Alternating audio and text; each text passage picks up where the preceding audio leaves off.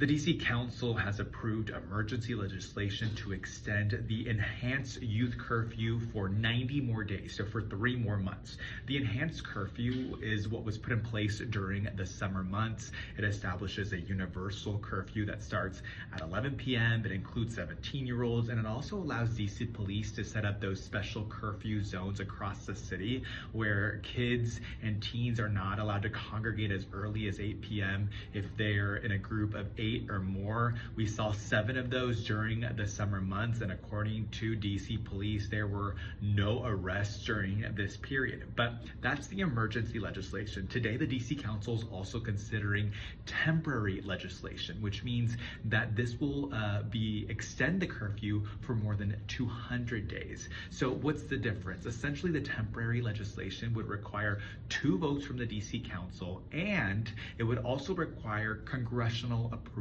So we're seeing 2 things happen simultaneously, but it is important to mention that just yesterday, Mayor Muriel Bowser also introduced permanent legislation to implement a stricter curfew here in DC.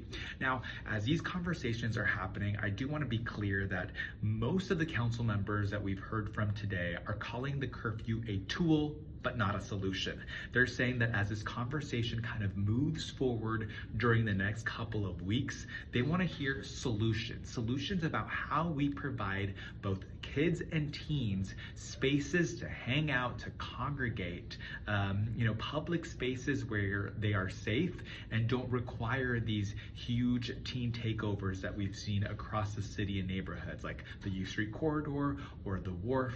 Again, ongoing conversations, but a lot happening regarding this issue, and we're going to be hearing a lot more of it in the next coming weeks.